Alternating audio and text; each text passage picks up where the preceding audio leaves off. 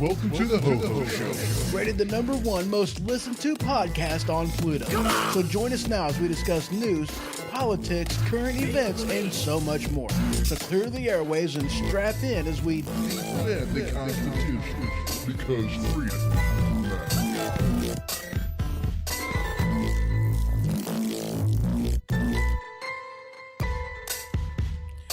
Broadcasting alive from the Park Studio. Welcome to the Ho-Ho Show, and as always, I'm your host, Ho-Ho. So how y'all's doing? I hope you're doing good. I really do. Today we've got some stuff to talk about. We really do. Because there has been 3 assassination attempts, 2 definite, and 1 that's, it's something at least is going on kind of fishy. Whether you want to call it an assassination attempt or whether you just want to call it an act of terror, you be the judge. But definitely shenanigans going on, undoubtedly. And as I stated before, there's just so much information coming out. And huge thanks goes to Dan Bongino and Matt Locke of Voice of the Working Man podcast. They're not on the same podcast. Dan Bongino, the Dan Bongino Show, and Matt Locke of the Voice of the Working Man podcast. Big thanks goes out to both of these guys, because without them, it would have been a lot more difficult to find all this information out for myself. And granted, I've found quite a bit of things out. And the problem is, we're not getting this information from mainstream media. We're not. We're not getting it from, your legacy news sites. We're getting most of this information from, civilian journalists. That's where we're getting it from. We're getting it from whistleblowers. We're not getting it from the sources that we should be getting it from. And that's kind of, it's no surprise. It really isn't, and it shouldn't be. It's no surprise. So the first attempt happened in Butler, Pennsylvania. Okay. And it was pretty clear from the get-go that there was shenanigans going on, because you had a shooter that was able to break through 2 of the layers of security and get within 150 yards of the president on a roof that was actually supposed to be posted by a counter sniper team. But they wasn't. And they wasn't even posted by Secret Service, because of a severe lack of manpower, which, according to Dan Bongino, is going to take 3 years bare minimum to even fix this, because you've got to, recruit, you got to vet, you've got to train, and then it just takes time to do that before they are ready to stand a post, do a job like that. A minimum of 3 years before they fix their manpower problem, their personnel problem. And this is a problem that's been going on for years. Now, before we get too far in this, I want to make something perfectly clear, okay? I want to... Okay, it isn't the people on the ground that are necessarily the problem, okay? It's not the actual agents on the Trump detail. It's not the actual agents that are putting their lives on the line trying to defend the president and make sure that he's safe. It's not them. They're not the issue. The problem comes from the management. The problem comes from the people whom are in charge. And the strange thing is, you have these attempts on President Trump's life, and the people in charge, they're getting raises and promotions. It's like, dude, are you not paying attention to what's going on? You know, there's only been one person fired, the director? And I don't even think she was fired. I think she resigned. I could be wrong on that. Don't quote me.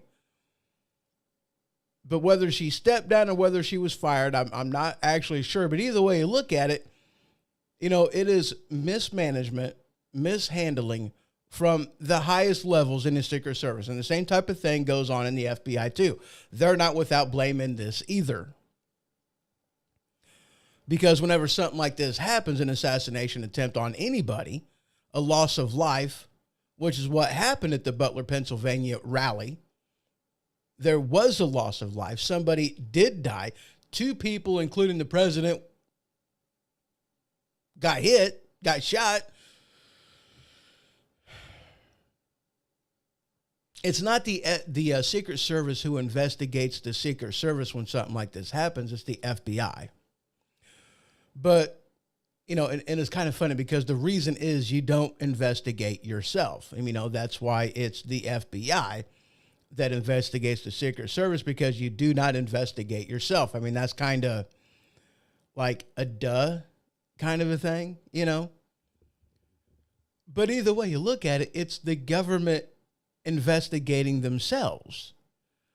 You know, I mean, wouldn't it be better if we had like independent, an independent agency, you know, I don't like using the term, but a non-government organization or a non-government agency. You know, wouldn't it be best if they did something like this, but then you still got corruption on a massive level, because how are they getting paid? They're getting paid through government. If they're getting paid through government, then they're still subservient to the government, and of which case it's just corruption. I mean, come on. It's the same type of thing of what we're dealing with now. It just is. Weird notification pop up. Okay. I just had a weird notification popped up, and it just kind of weird. I don't know if it's working or not. I'm not sure. But let me know, Dave, in the chat if everything is still working on the video side. I am recording this just in case something happens, but, you know, there you go. So, yeah, let me know if everything is working right. It kind of looked like things went a little, you know, a little wonky, but okay. Dave said, yes, everything's working. Thank you, sir. I do greatly appreciate it. You froze for a sec. Yeah, it looked like OBS disconnected and then reconnected again, which is, it's weird. I've never had that happen before. That's like very much the first time that ever happened. That was kind of weird. But anyway, let's get back into this. So, like what Dave was saying with an internal review, and that's what they've been doing in Congress, because Congress, let's not forget, does have oversight. But the problem is, okay, the Secret Service and the FBI has been non-cooperative with the information. I mean, I heard a report. Dave put, they're listening to you. You know, I wouldn't doubt it. I already know I'm on an FBI watch list. I already know it. So, I mean, it wouldn't surprise me. But, you know, anyway, speaking of, never mind. We'll talk about that later. One of the things that I heard not that terribly long ago is, you know, they're trying to get, and this is, I believe, regarding the first assassination attempt, if I'm not mistaken, the one in Butler, that they're trying to get a lot of this information from the Secret Service, and they are not being cooperative. Okay. Like some of the pages that they're giving them, you know, it's not redacted to where it's got, you know, black lines on it to where, you know, there's at least information on there, that they're using, you know, whiteout to where sometimes they're even given a blank page and you don't know what's on there, whether it be a word, a sentence, a paragraph, a name, what have you. They're trying to, you know, they're trying to get this information in order to hold somebody accountable, but they're not getting any assistance whatsoever from, from the FBI, from the Secret Service. I mean, it's ridiculous. Here you have the Congress supposed to have the power of oversight, and yet they can't do their job because they're not getting any cooperation whatsoever. And the bad thing is that because these are deep state actors, nothing's going to happen. I mean, isn't there like 2 people right now that either is in jail or has gone to jail because they violated a subpoena from Congress that are, Republicans? And you have several people on the Democrat side in this Republican-led House of Representatives that they've violated subpoenas. Nothing's happened. Nothing at all. I mean, it's a one-way street, but we shouldn't be surprised. We see that all the time. And hello, Brian, over there in YouTube land. He says, hey, ho, what's up? So, yeah, I mean, it's ridiculous how it seems as though Republicans are forced to follow the rules. However, a Democrat, well, doesn't have to. And again, this is something we shouldn't be surprised of. But they're not getting any details. And let me be clear on something else, too. None of this information regarding the Butler assassination attempt is classified. Okay? I mean, there may be, okay, let's put it this way. The action intel, okay? None of that stuff is classified information, okay? The movements and different things of that nature, before it happened, yes, it was classified because they didn't want people to know the what, the when, the where, the why, and all this other kind of stuff. After it happens, all that stuff is declassified because the president's already been there. It no longer matters. So that actionable intel, as the movements of Donald Trump and the campaign and the people that are there and everything else, none of that stuff remains classified after the fact. None of it does. So none of this information surrounding the assassination attempt is classified. None of it is. It may be embarrassing. They may not want this information public because it severely lets the public, it lets the public know just how severely incompetent everything was. And one of the things Dan Bongino said, hat tip to him, is that, how does he word this?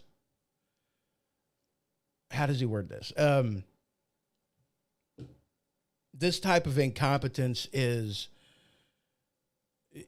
criminal. I mean, he gives an example. I'm going to use my own to, nail the point home so you understand what it is I'm saying. But like, okay, you choose to go into your car. You choose to drive to a bar. You choose to drink and drink and drink and drink continuously. Now, regardless of whether I'm assuming that, you're of an age where you've been to the bar before, but that, after you drink about five drinks that you can't drive. That you can drink this, but you can't drink that. And that bad things may happen and you choose to do that anyway. That layered incompetence is criminal. That layered incompetence is intent. So after you drink all this, you choose to go back into your car, drive down the road, and somebody dies. Well, you're still at fault, and it's criminal. It's intent because, you made all these decisions up to the point of being, out of control, but you still made those decisions up too. Layered incompetence is intent. Dave puts in there, he goes, I think it's a cover-up. It's taking so long, too long, and the incompetence and the cover-up of it all is all too obvious. Yes. Now, here's the thing. All right. I'm not a conspiracy theorist. Okay. I'm really not. That being said, if you don't want people to draw outlandish conclusions about something, then maybe you should release the information so that this way that type of stuff doesn't happen. You know what I mean? Maybe you should do that. And like I said, considering this information isn't classified, embarrassing, sure, but it ain't classified. And the only way you're going to fix something is if you air your mistakes. You know, if nobody knows that you did something wrong, then you have no reason to correct bad behavior. It's kind of obvious, right? So, yes. Let's air this stuff out so we can fix the problem. But yeah, so I'm not going to say that I think this was completely 100% like, you know, the heads of the FBI and the Secret Service are the ones who orchestrated this. But what is clear is they knew there was a threat. They've known about this threat for years. And still this happened. And, you know, like I said, there's some information we're going to cover that it's obvious that, yeah. And, you know, maybe it wasn't necessarily an inside job, but the leadership knew what they were doing. And especially whenever we talk about the attempt at the golf course, okay, that one, there's some huge shenanigans on that one. And it's one of them things that if the people actually knew. Now I want you to listen to me carefully. I understand what it is I'm about to say. I understand the implications. I understand what it means, and make no mistake about it. I understand, and I mean what I say. They knew. They knew the threat. They knew their decisions. They knew what their decisions could lead to, and they still chose to make those decisions.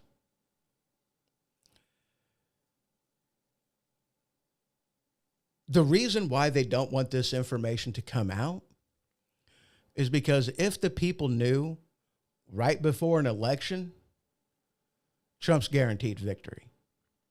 If you actually pay attention to the poll and, you know, how the Kamala, however you pronounce her name, the camel toe campaign, if you've been paying attention to how they've been operating, it really appears as though her polling is absolutely horrible.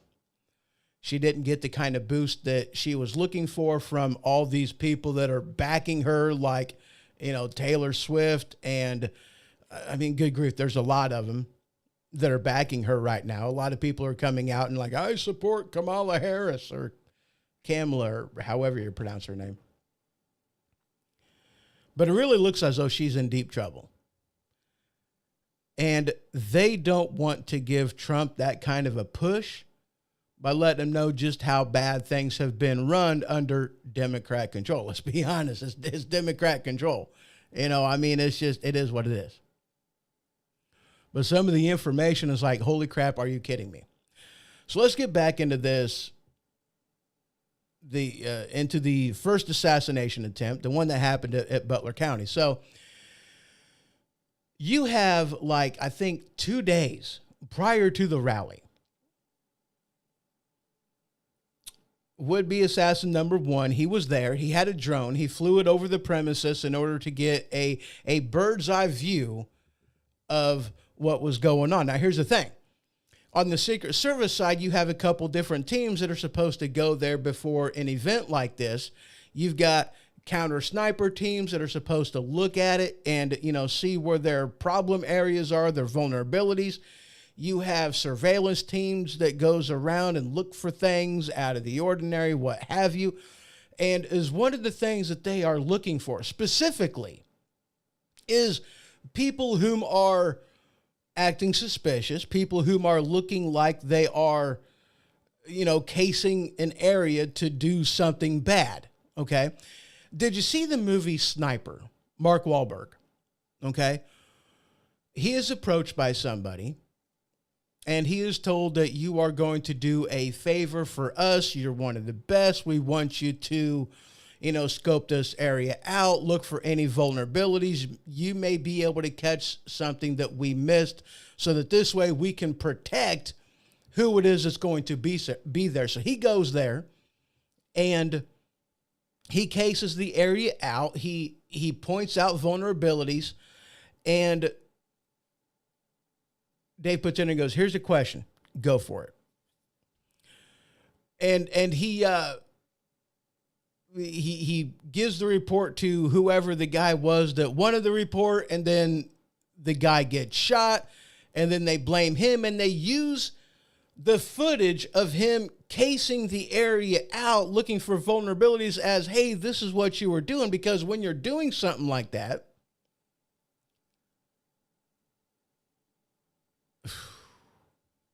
that's a good question, sir. But they used the footage of him casing the area out and looking for vulnerabilities as, you're obviously the one who shot the president or shot whoever it was that, was in the movie. Okay. So when you're doing something like that, people who know what to look for, they recognize that, they spot that, and then they're going to start paying attention to you. You're not going to be able to make a move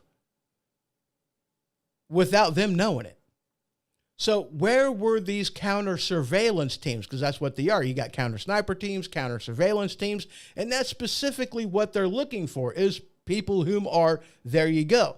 But Dave put in here an interesting question, a point that we are making. He says, what the fuck happened to the Secret Service? How are they not the elite anymore? When did they turn into the Keystone Cops? And that is a very good question.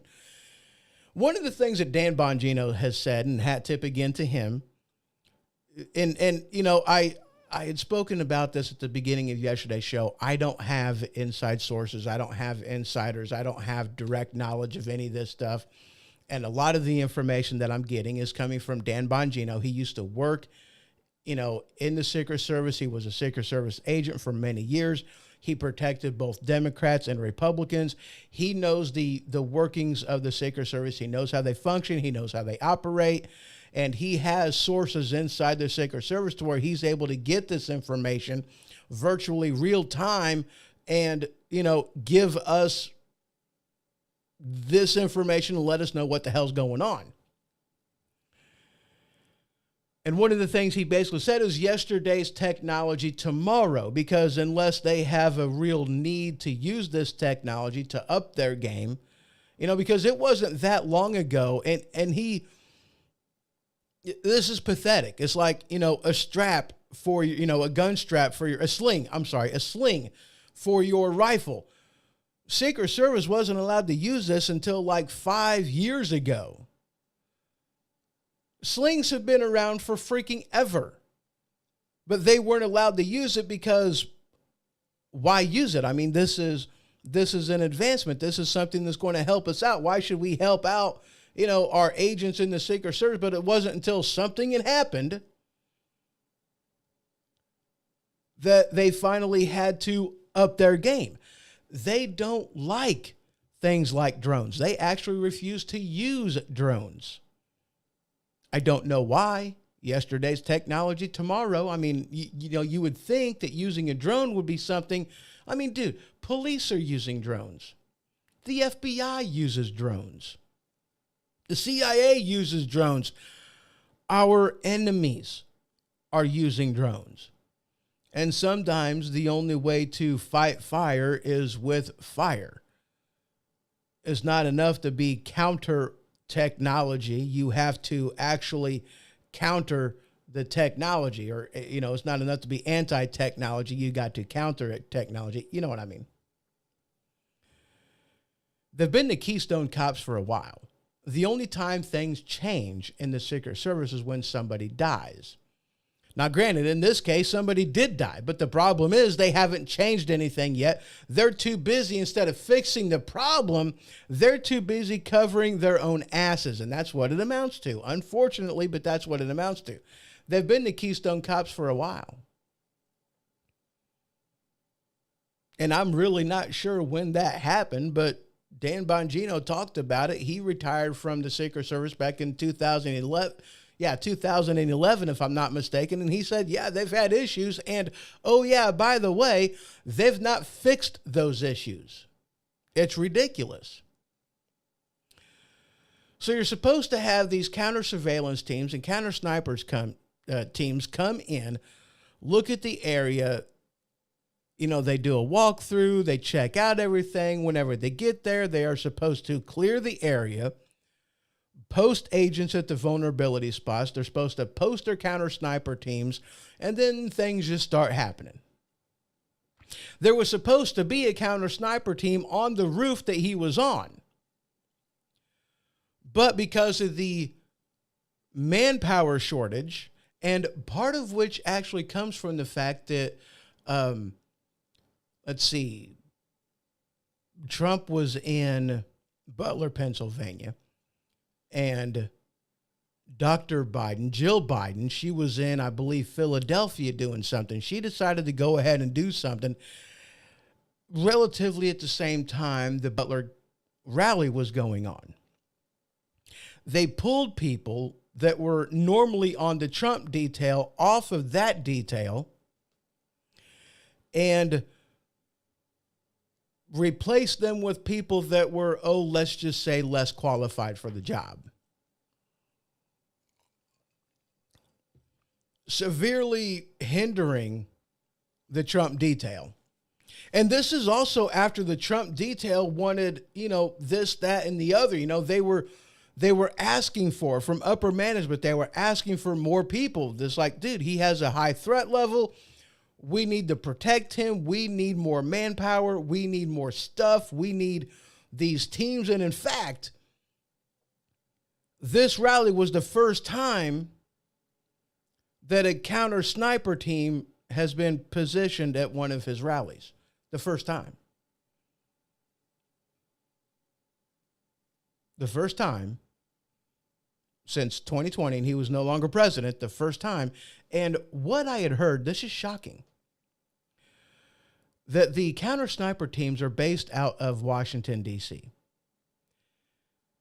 And in order for them to go to a location, it has to be drivable. And to them, drivable, and you're going to laugh at this one, Dave, according to them, a drivable location is something that's a maximum of 150 miles away.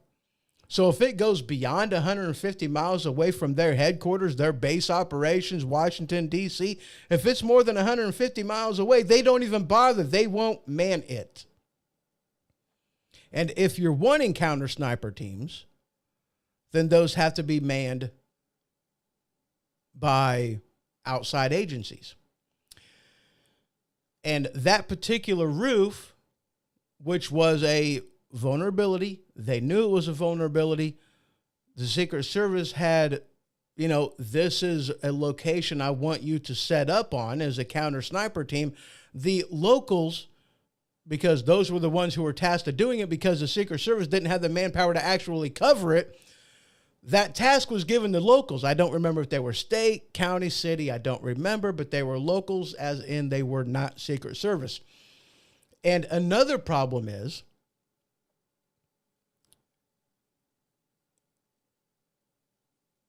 this team that was posted, that was supposed to be posted on the roof, they didn't post on the roof. And the reason is kind of simple, in all honesty. Okay, let's put it this way. They didn't have a counter sniper team. They had a sniper team. And the roles on this is different. What they're looking for is different. And so, because their roles, their jobs are different, their frame of mind was, it's freaking hot. We're not a counter sniper team. We are a sniper team. We can do our job from the second floor of this building. So that's where they posted. They were underneath the sniper. You can't see them when you're underneath them with the roof and the ceiling that separates you. Okay, let me put it to you another way. Okay, when you're talking like a surveillance team and a counter surveillance team, they're doing two different things. A surveillance team is looking for They're casing a joint. They're looking for how they can infiltrate. A counter surveillance team is looking for people whom are surveillancing. Two different modes of operatum. Two different ways of doing things, two different ways of thinking and what you're looking for. It's different. Okay. So because they were a sniper team and not a counter sniper team, their mindset was different. Their goals were different. And I also heard this one, and I don't know whether this pertained to the Butler County or whether this pertained to assassination attempt number 2.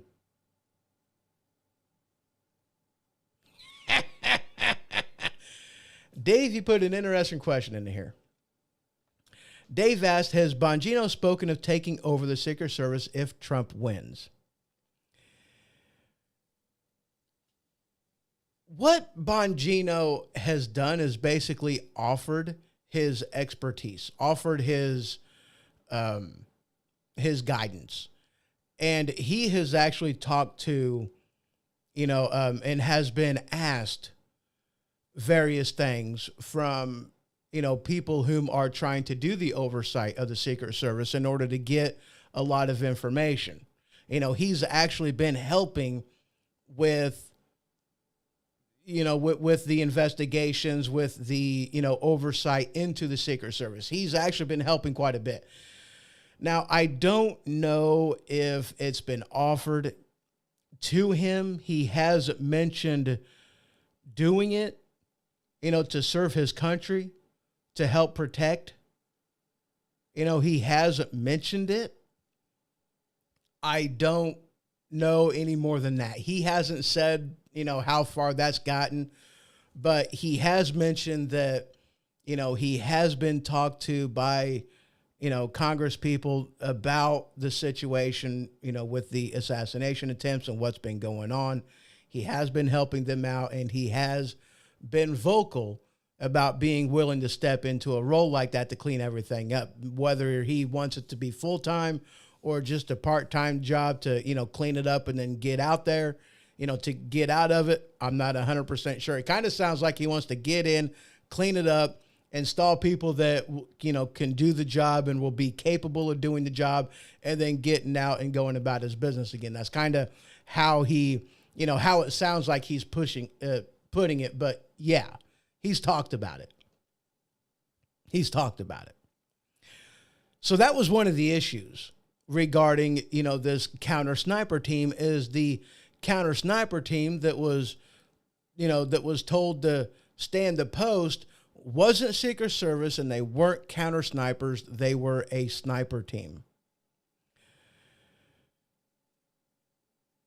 But 2 days before, they were able to,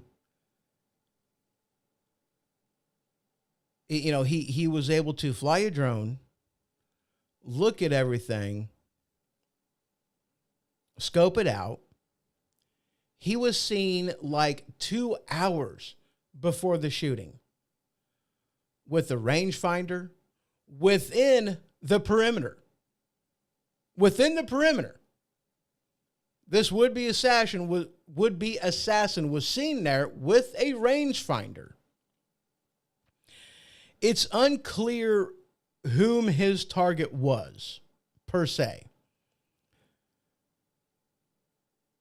Because, some people speculate that they think that he may have been, wanting to do a mass shooting and shoot up the crowd.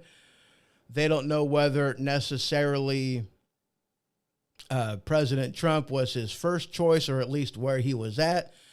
But, you're talking, this would-be assassin, he breached the outer layer, breached the middle layer, and was able to put himself on a roof like 130, 150 yards away from the president with a rifle. I don't know if he had a scope on it. I have no idea, of reflex or red dot, An ACOG, I have absolutely no idea, if he was working on iron sights or if he was working on some type of a scope, anything. I have absolutely no idea. I've not seen a picture specifically of the gun. I just know that it was an AR-15 rifle, whether it was 223 or whether it was 5.56, I don't know. I just know it was an AR-15 rifle. And just so you know, AR and AR-15 does not stand for assault rifle. It stands for Armalite rifle. It is not an assault rifle. Anyway, little edification for you. But I'm sure you guys already know. So like 90 minutes before the shooting, he was, they were looking for him. They couldn't find him. And again, I'm not 100% sure if he had his rifle stashed or if he broke it down and put it in a backpack. He arrived on a bicycle. I guess they found his bicycle after the fact, but he arrived on a bicycle with a backpack, and they kind of suspected he had the rifle in his backpack. And of which case, if he had the rifle in his backpack, how did he get through the metal detectors without being searched? That's kind of one of the reasons why they speculate that he may have brought it ahead of time, stashed it somewhere, and that's why he was able to get it there, because otherwise, how did he make it through the metal detector? How did they not open up his backpack and see, there's, pieces to a rifle, you put them all together, you got a rifle, we're not going to let this in. You would think that would be the obvious thing. Now, again, what is supposed to happen for a site, especially whenever you're talking about a location that the president's going to go there, first, the Secret Service shows up. They do their, counter sniper teams, counter surveillance teams. They're looking at the area, looking for vulnerabilities. And as what they do is they clear a location. They post the location to hold the location. That's what you're supposed to do. If you clear the location and then you leave, somebody may show up later and, now it's no longer good. It's no longer a clear location. You no longer own that location. Apparently, they didn't do that. Apparently, they weren't looking for that kind of thing, or he was just smarter and better equipped than the Secret Service. Who knows? There was another interesting piece of information on this one, because this sniper, it's kind of this would-be assassin, it's kind of, how did he get the knowledge, the know-how? How did he get proficient in his weapon? Well, looking at geolocation on his cell phone, they come to find out that he visited a firing range. This firing range, at the times that he was there was another person who was there. And I don't remember whether he was FBI, Secret Service, what have you, but, he was, in the government. Let's just put it that way. And this firing range is a firing range that was frequented by cops, FBI, Secret Service, what have you. He was kind of a known commodity there. You would think, right?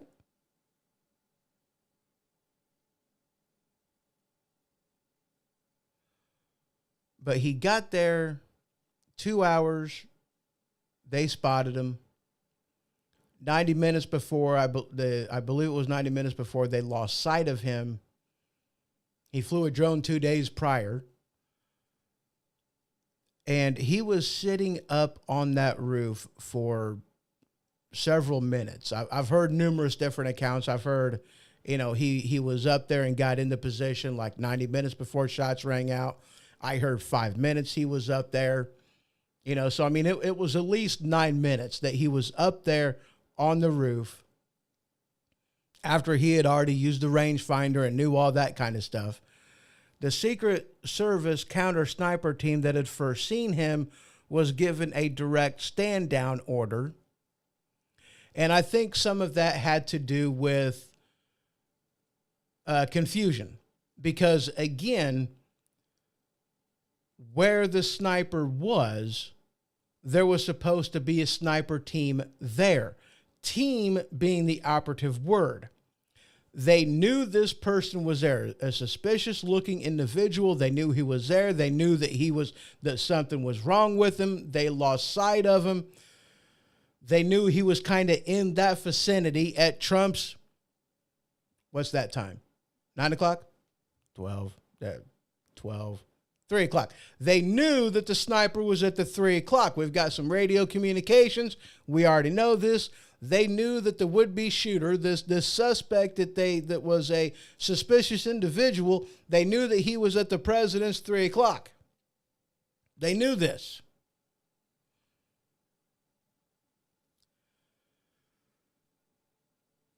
The counter-sniper team was given a stand-down order because they were unclear who he was, what his intentions were. They didn't want to shoot an innocent kid.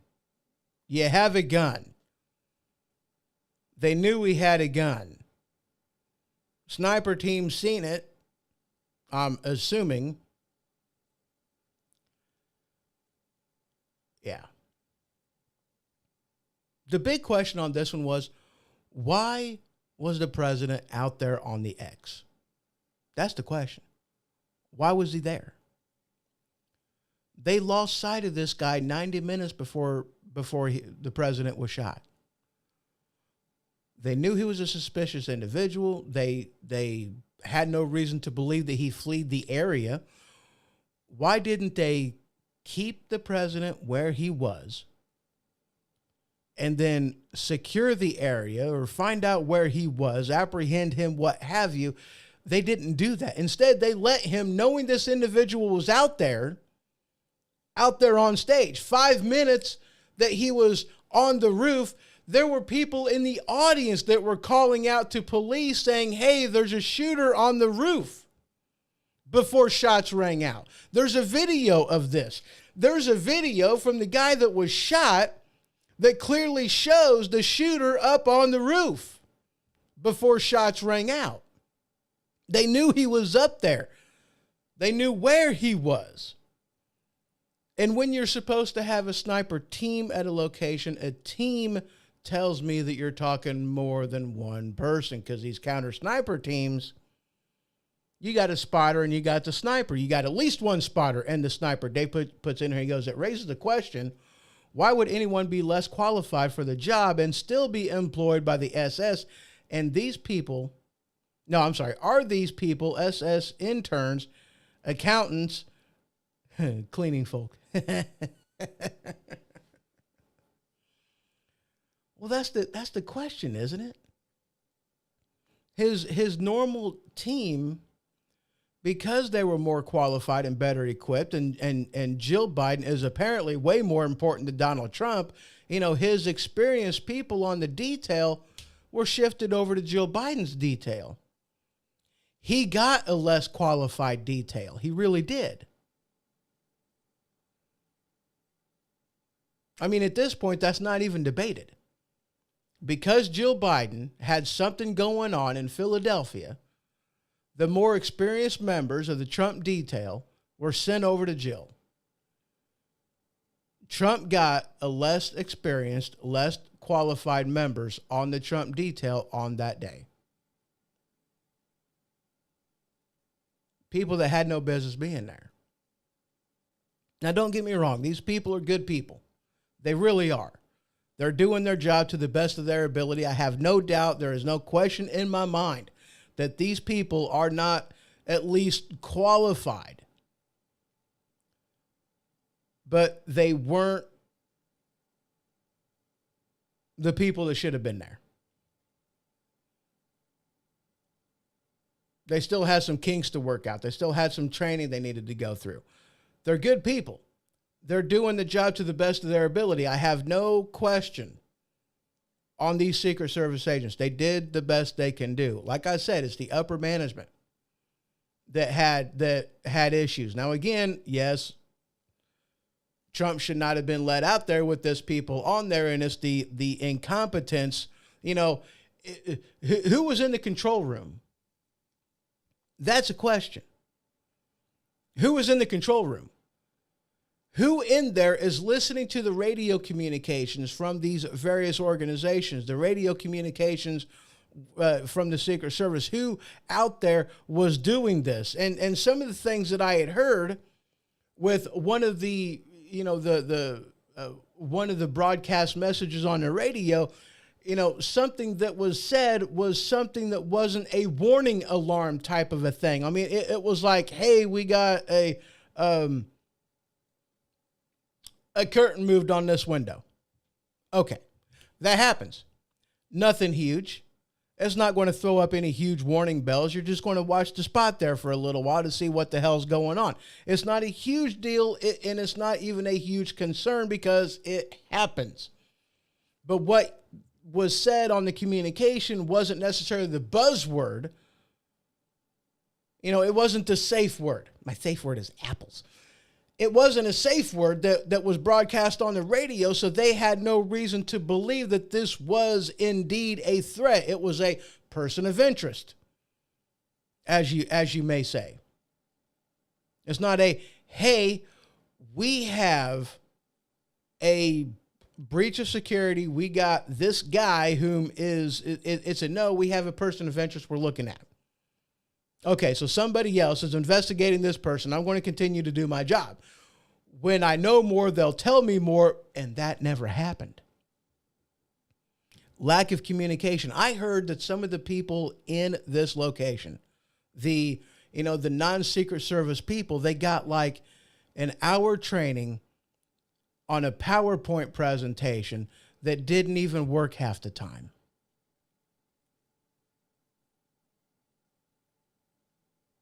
Let me say that again. I don't think you heard me. The non-Secret Service people that were at this location, that were at this Trump rally. Okay, now again, Secret Service has a way of doing things. Secret Service has counter surveillance, counter snipers. They have a job that they do. Now, don't get me wrong. These state police, these sheriffs, these local Leos that were there, they do their job, but they don't know how to do the Secret Service job. That's not to say that they're not good people and they don't do a good job, but they're not trained for the type of things that a Secret Service is trained for. So they were brought in to fill in the gaps because of this personnel problem. They received 1 hour's worth of training, PowerPoint presentation that didn't work half the time. It was laughable. It was pathetic. Do you think that may have contributed? Yeah, probably did. I'm sure it did. Now, one of the things that had happened, like right before this happened, I guess they had seen, or suspected that the sniper had gone up to a roof. Maybe they had heard something that said he was up on the roof. And so they shimmied their way up on the roof, standing on an air conditioner. No, he did not use a ladder, if I'm not mistaken, in order to get up on the roof. He shimmied and shook his way up there. Shimmy, shake, whatever. He was able to gain access to the roof, climbing up there.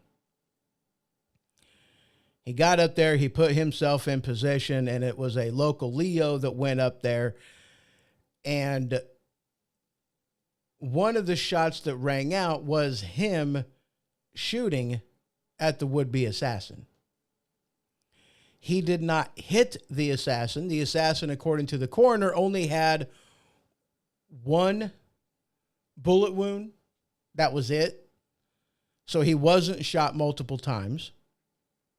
And that bullet wound came from one of the counter surveillance snipers. And from what I had heard, this was like 1,000,001 shot. He was shooting through like a 9-inch gap in a tree from one roof to another. He didn't have clear sight, and he was able to get the shot off and actually got him like the first time. Amazing shot. by this counter sniper, Secret Service counter sniper team. Amazing shot. And that was the kill shot. But the first shot that the local Leo had, the non-Secret Service agent that did shoot, like from what I had heard, from what I was told, it hit like the butt of the gun. Because mind you, they were behind him shooting forward, but it hit, I guess he had moved, and it hit the butt of the gun. I don't know whether it necessarily disabled it, but that was, the means by which the counter sniper team was able to really good to get a good shot off.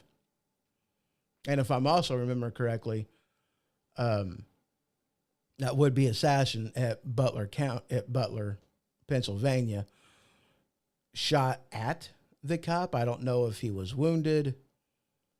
I do not believe he died. There is body cam footage that you could see. But yeah, it was had to have been a terrifying ordeal. All right, so guys, we're going to go ahead and take a quick break. I got to go to the restroom. And when we get back, we're going to talk about the second assassination attempt, the one that took place at the golf course in Florida. That's what we're going to talk about next. Just a couple minutes. Don't go nowhere. I'll be right back.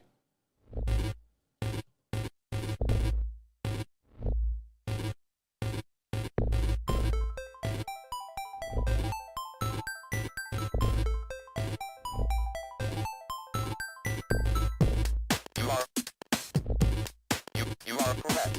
You are correct. You are correct.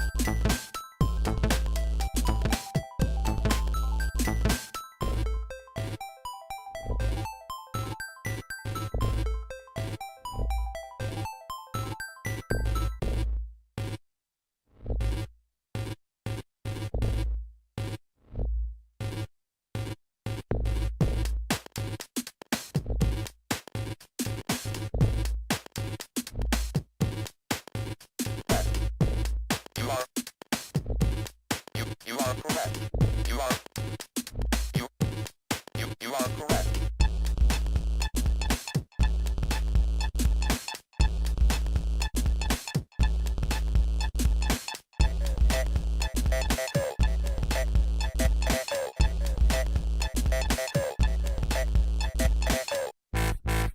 Do you work at any of the myriad of jobs where you might have to sit on your bum all day? Well, if so, maybe you know what it's like to suffer from the condition known as swamp ass. Well, if so, have I got the solution for you. Anti-monkey butt powder. That's right. Anti-monkey butt powder. You can use it indoors, outdoors, work or play, or on any occasion when you sit on your bum all day. Don't let your buns get red. Use anti-monkey butt powder instead. Available wherever anti-friction powder is sold. All right, welcome back. So now we're going to go ahead and cover the second assassination attempt, the one that took place at the golf course. And this is the one that really looks bad. The first assassination attempt looks bad enough, but this one looks absolutely horrible. Now, last week, I talked about this. And one of the things that I mentioned was just this complete breakdown in security. No excuse for it whatsoever. And I was speaking from speculation. I was speaking from somebody that, okay, this makes sense. Critical thinking. I was like, this is bad. This is a complete breakdown of security. This is absolutely horrible. This is ridiculous. Why? How did this happen? Through the week, I had heard somebody from the oversight committee, I believe, probably, I don't know, I don't remember. I heard the guy's voice. I don't remember who it was. But anyway, he had talked about being contacted by a whistleblower that said exactly what I speculated about last week. Okay, so let's go ahead and start on this one in the beginning. In the beginning, God created no, not that beginning, this beginning. This guy was an out-of-towner. He wasn't from the county. He wasn't from the area. I don't even think he was from the state, okay? Complete outsider. How did he know the when, the what, the wheres on the best place to be? Because as I stated last week, the location that this sniper was found, where he was spotted, this was a known vulnerability. Paparazzi has used this location, a known location from them, for some time to take pictures of people that they want to take pictures of. So this was a known vulnerability, a known location on the fence line. I've heard that there was shrubbery there. I'm not 100% sure on that one. Dan Bongino had stated that if the guy was in a ghillie suit, he would have been virtually invisible. So that kind of tells me that maybe there was shrubbery there. Again, I'm not 100% sure on that one, so don't quote me. But at any rate, he was at a known vulnerable spot where people have used to take pictures. It wasn't like this was an unknown commodity as well, because this was a spot that was frequented by Donald Trump. It was in Florida. It's not that far away from Mar-a-Lago. This was a location that Trump has visited numerous times. It is not an unknown commodity. Okay, so that being said, out-of-towner, how did he know the particulars? Who was he in contact with? That's the question. I want you to think on that. According to geolocation that we have, he showed up on site roughly 12 hours before the assassination. He showed up roughly 1 o'clock in the morning. It was 1 o'clock in the afternoon whenever he was spotted and shenanigans ensued. But what this whistleblower said, again, how did he get a hold of the when, the where, the why, being an out-of-towner and wouldn't have known? How would he have known where to set up and where to post? Okay, so what's supposed to happen at a location. Now, Dan Bongino has talked about this, the difference between a scheduled location and an off-the-record stop that, you know, the protectee would make. There's a difference in security. There's a difference in how they handle that. Yes, there is. Okay. And again, reiterating from last week, I had heard that there was like a 10-minute window, and I've also heard there was like a 2-hour window where the president's like, hey, you know what? Let's go do some golfing today. And I'm sure that's more or less what it amounted to. It was a good amount of time before Trump showed up that they had to secure the site, secure, post, hold the site. They had time. It wasn't like this. It was a complete spur of the moment, even though, yes, it was an off the record stop. I'm going to go golfing. But from my understanding, from what I heard, they had a significant amount of time to do their job, the Secret Service, a significant amount of time. So what they are supposed to do, now again, this was a golf course that Trump had visited numerous times, a known commodity. They know the vulnerable spots. They know the vulnerabilities. This isn't an unknown location to them. So what they're supposed to do is show up, clear the perimeter, clear the location, post people at the vulnerabilities, and then bring Trump in. That's what they're supposed to do. That didn't happen. That didn't happen.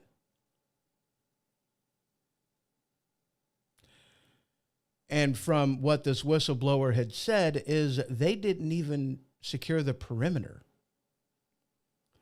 let alone post agents at the vulnerable spots. Now, I don't know if they didn't post agents at all of the vulnerabilities or whether that was one of maybe a handful or the only one. I have no idea. I don't recall. I don't know, as if the whistleblower specifically said, I don't know. Okay. I don't know. But what I do know is the perimeter was not secured. They didn't have an agent posted at that vulnerable spot, and the sniper was there for about 12 hours before he was spotted. And I don't even remember the range by which he was there. He had a GoPro with him so that this way he can record his assassination attempt. He had ballistic plates, ceramic plates that, from my understanding, he had positioned in such a way as to give him cover from return fire. They weren't in his vest. They were positioned in a way to give him cover from return fire. That's what I'd heard. I haven't seen pictures of it specifically. I haven't, looked a lot into that. But yes, he had ballistic plates with him. And he was spotted by a Secret Service agent that was walking the area. She seen the barrel poking through the fence, and that's how it was spotted. Now, I don't know what necessarily caught her attention. I don't know. This might be a case of the Secret Service agent knew that, because this is a known commodity, because this is a spot that they are familiar with, that there should have been an agent posted at that location.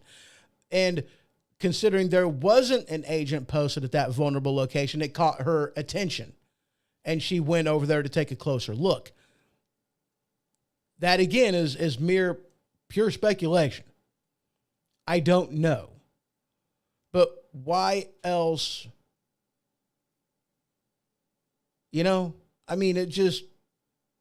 don't know. It is sheer luck that this person spotted the sniper. Now, I don't remember as far as, any return fire, any exchange of anything, but he was spotted. He fled the area. He hopped into his vehicle. He was able to get away. He was on I-95, I'm assuming heading north.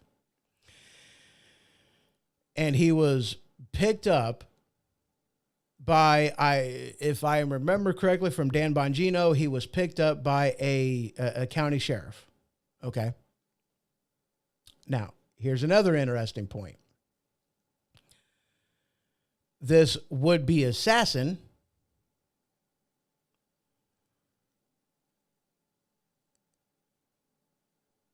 DeSantis has refused to hand the suspect over to the FBI.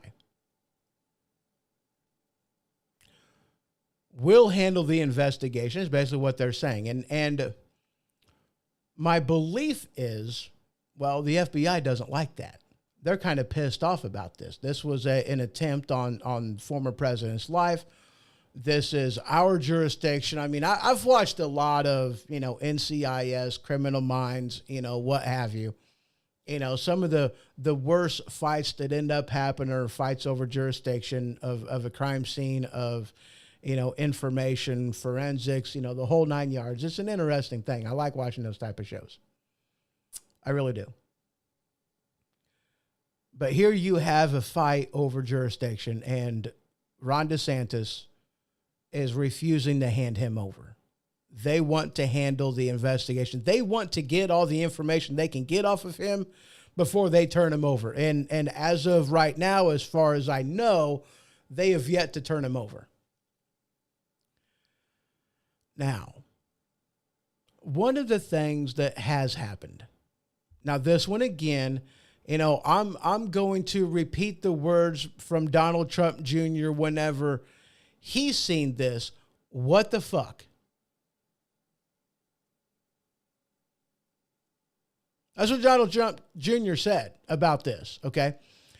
Because apparently the would-be shooter, golf course shooter, he left a box with a friend.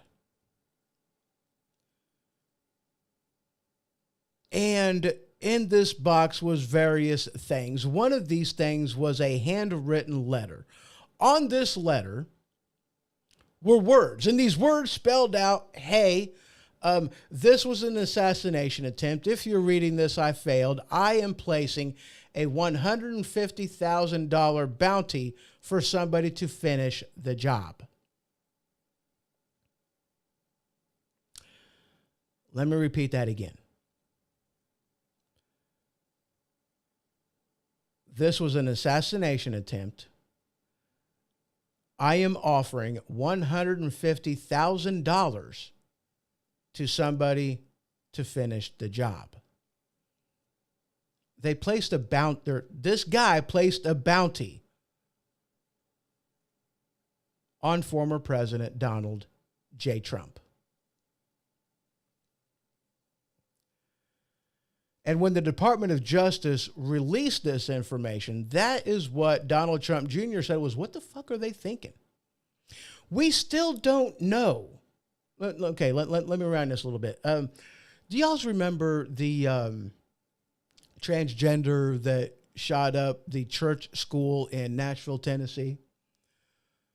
The Department of Justice wouldn't release the manifest. I mean, it eventually came out because, a whistleblower had given it to somebody else and then they published it or, and let it out there. But, the Department of Justice was pissed about this because they didn't want this information being released because in their eyes, they didn't want all of the transgenders, the rainbow community to be seen in a negative light. So they weren't going to release it at all. They were pissed about it. They never did release it. I don't know exactly how much time passed, but there you have it. Okay. They never released it.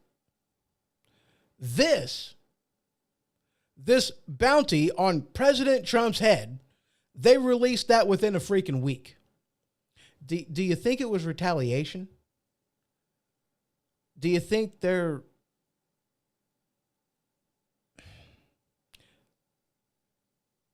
I mean, I'm honestly speechless about that. I truly am. I mean, that is the most ridiculous thing that I had ever heard. Why in the world would you put that out there? Now, some interesting information on this would-be shooter, the golf course shooter, the assassin number 2. Now, here's the thing. This gentleman lives off of $3,000 a month. Where's he getting the money to offer a $150,000 bounty on President Trump? Now, I know what you may be thinking because I had this same thought too. Well, just because he's offering the bounty doesn't mean he actually has the ability to pay this bounty off. Oh, but he does. You see, this guy has already been on the suspicion list. He's already been put on the watch list because of some of the stuff that has been going on. $3,000 a month, and he's living in a place. He's buying groceries. He's paying power bill. He's paying water bill, what have you. He's, living life.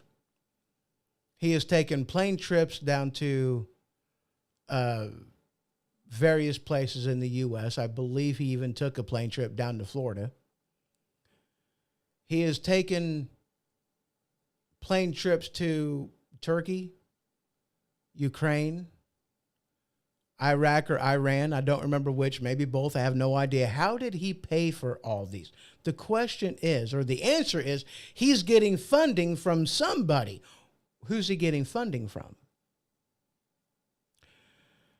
Now, one of the things the Secret Service and the FBI knows is that the president has 5, count them 5 assassination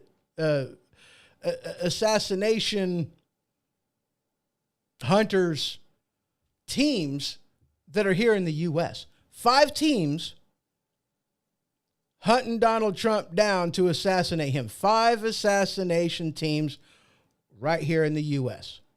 5 of them. Let me say that again. The FBI and the Secret Service knows that there are 5 assassination teams right here in the U.S. And I believe 3 of them have foreign backing. The other 2, I don't know. But 3 of them confirmed foreign backing. Was he getting paid by one of these foreign agents? Iran.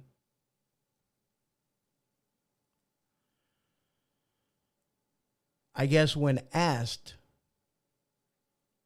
how he had been paying for this, I guess his response was, my girlfriend has a lot of money. And from my understanding, she's basically spoken out and said, no, that's I had nothing to do with this. You know, she's pulling away from it. Absolutely.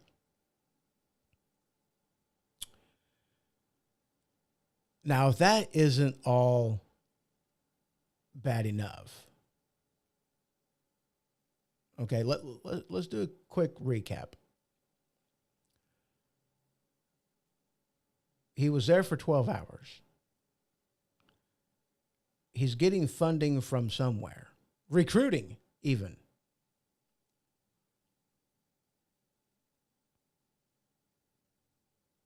He offered a bounty. The Department of Justice released it, quite possibly retaliating because they can't get the would-be shooter.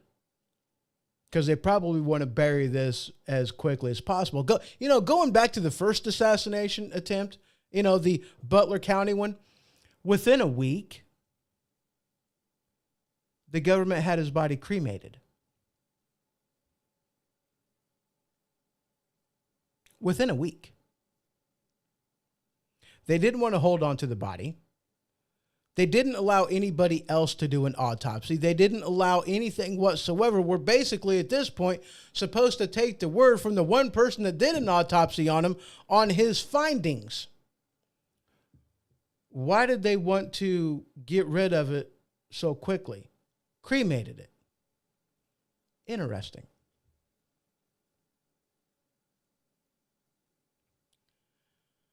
Foreign backing, $150,000 bounty on President Trump's head, and the Department of Justice was all way too eager to release that information. What in the actual fuck is going on? I don't like cussing on the show. I really don't. I let certain things slip, but that's one of them that, but considering the gravitas of what it is we're talking about, it seems to me to be appropriate. I'll clean it up a little bit. What the heck is going on? It gets better. I had heard that these 2 would-be assassins appeared in commercials, one of which for BlackRock. I haven't seen the commercial. I don't remember what the other place that the commercial was for. This was information that I got off of Matlock of the Voice of the Working Man podcast. I do recommend checking out his show. He is he's been doing this longer than I have. He has experience in radio. He's worked the campaign trails. The man has some inside contacts. He's got an excellent show. I recommend checking him out. Voice of the Working Man podcast. Go over to votwm.com to check him out. Voice of the Working Man podcast. Highly recommend him. Everybody's heard of Dan Bongino. Matlock, just, yeah. He knows his stuff. But he's the one that had mentioned this. This was information that he got, and I was like, whoa. I haven't 100% verified, but I've listened to Matlock. I trust Matlock. I know he has inside information. I have no reason to doubt what he had said. Okay? So these two people appeared in commercials, one of which for BlackRock, and we all know about BlackRock. We all know their government ties. Now, again, I'm not saying these people were directly paid by the government to take shots off. I'm not saying this was orchestrated. But, you know, there's a lot of fishy things going on. And when you got this many fishy things happening all in one place, this isn't good. Trump's life is in danger, people. With 5 assassination teams and 3 attempts already, let's talk about that third one real quick. This one isn't going to take long because, quite honestly, we don't know jack diddly or squat about this. But at another Trump rally in New York, I don't remember where, but there was a bomb discovered. I believe in a vehicle, not 100% sure on that one. But after they released this information, the FBI basically immediately started walking this back, claiming that this wasn't an actual bomb threat, that this wasn't terrorist activity. This was a canine sniffing bomb unit that was doing a training exercise in a lot basically at the Trump rally. Why in the world would you do something like that right there next to a Trump rally? Here in my hometown, we have a canine unit, as most towns do. This, nothing big. But the canine unit that, he will go out to the local Walmart parking lot and exercise his dog from time to time. I've seen this happen, because back in the day, numerous years ago, our Walmart was 24 hours, pre-COVID.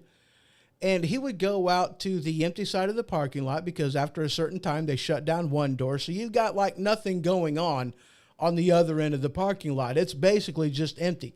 The only thing that are over there is maybe a few trucks that are parking there for the night, and that's about the extent of it. So the canine unit was known for exercising his dog out there. And I'll tell you what, this dog was quick. I mean, Ermiger, he would take the ball, the tennis ball or whatever they had, and he would just freaking launch it. And then he would wait for that sucker to bounce once before he gave the command to the dog to go. And that ball did not hit the ground a second time. That dog was freaking, and he didn't just lob it. It wasn't just no, this was it was gone. He threw it. And that ball did not touch the ground a second time. That dog was quick. I called her Poochie. Not really. That dog was quick. But anyway, you don't do that kind of shit in areas like that. You're not going to put a live bomb, training exercise or not, right there in a parking lot across the street or close enough to a freaking Trump rally. You're not going to do that. How stupid do you think we are? But they started walking this third assassination. Well, okay, I can't really call it an assassination attempt because there's no evidence whatsoever that this was intended to kill Trump, whether it was along, a path where he was going to be going. Again, it was in a parking lot, like across the street or just right there at the Trump rally. Okay. That's where this bomb was found. But yeah, virtually immediately they started walking it back saying, nope, it was a training exercise. No big deal. Nothing to see here. Again, that just, no, I don't believe that for a second. I just don't. Again, what the heck are they covering up?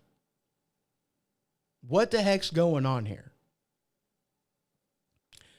The president's life's in danger. Pure and simple. The president's life is in danger.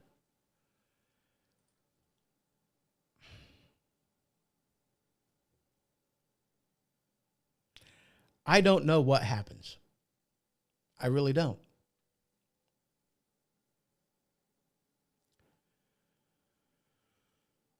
The people in the Secret Service, the leadership of the Secret Service, they're not interested in fixing the problems. The only thing that they're interested in at this particular point in time is covering their asses.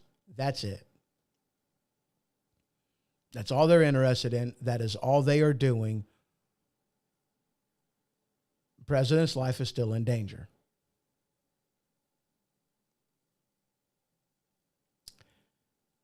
And the most recent thing that I have heard, again, I don't know how much truth is in this. According to Dan Bongino, this is a known issue that they have. But reports are saying that there are 9 surface-to-air missiles that got smuggled into the country.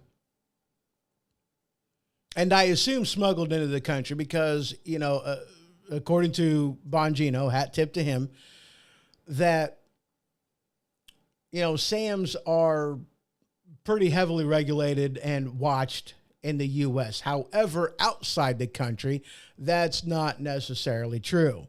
So if you are outside of the country, it could be pretty stinking easy, especially when you consider, how porous and the condition of our southern border is.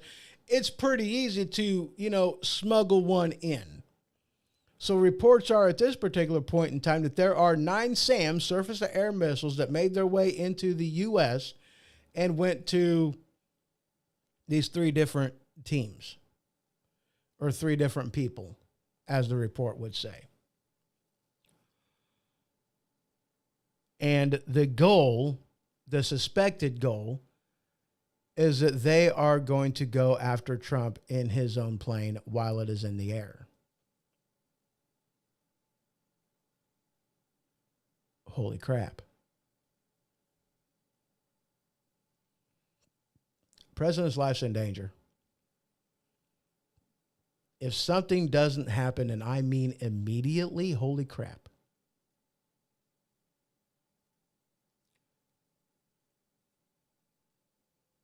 They want him dead, and it's pretty clear. They want him dead because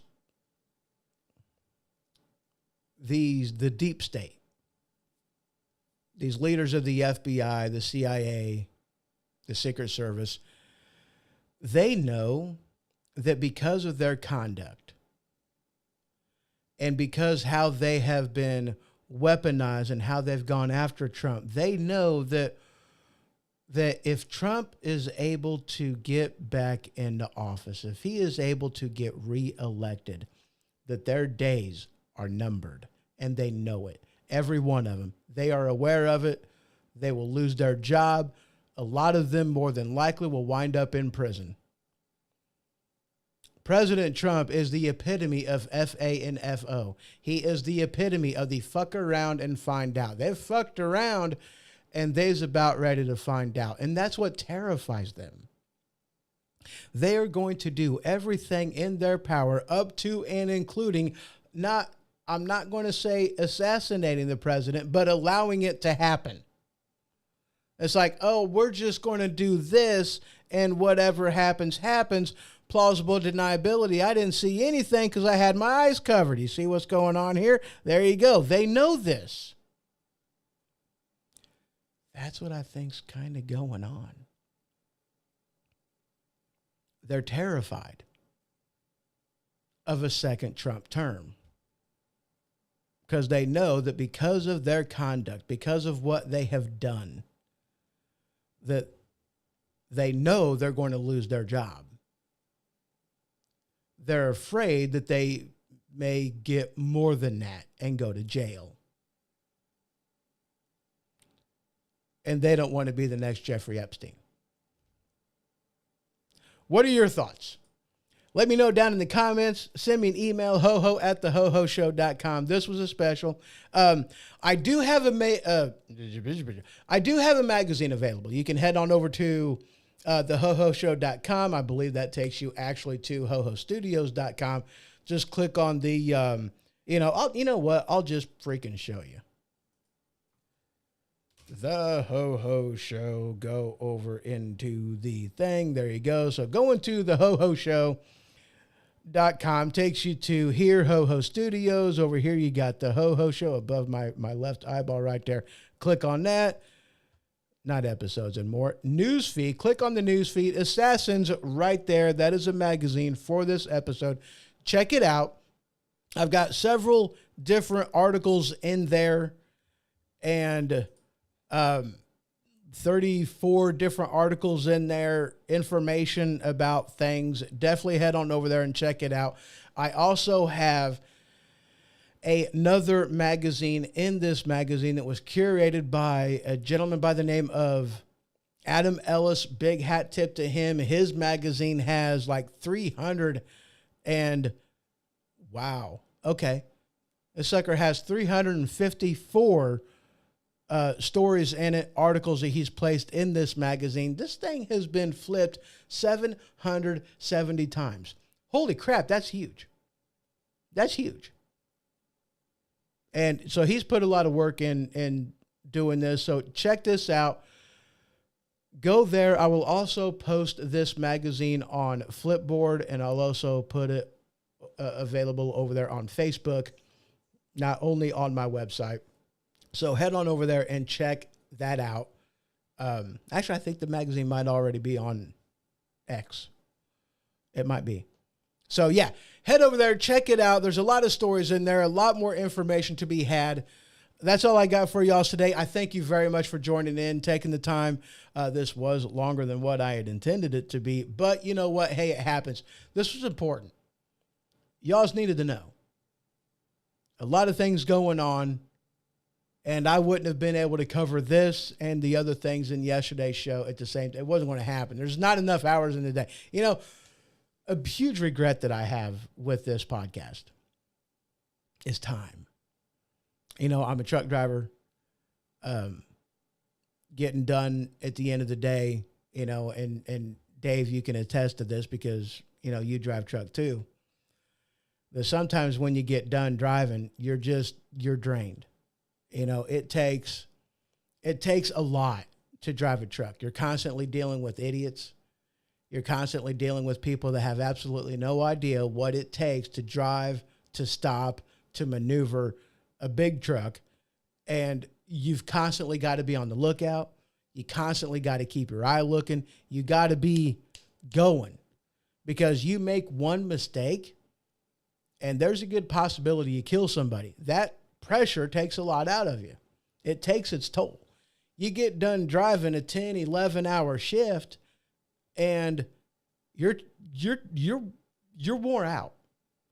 Sometimes there's not much left in that gas tank. Sometimes it's I have got to go into the back. Sometimes you stop and then your brain shuts down and then you try to go to sleep.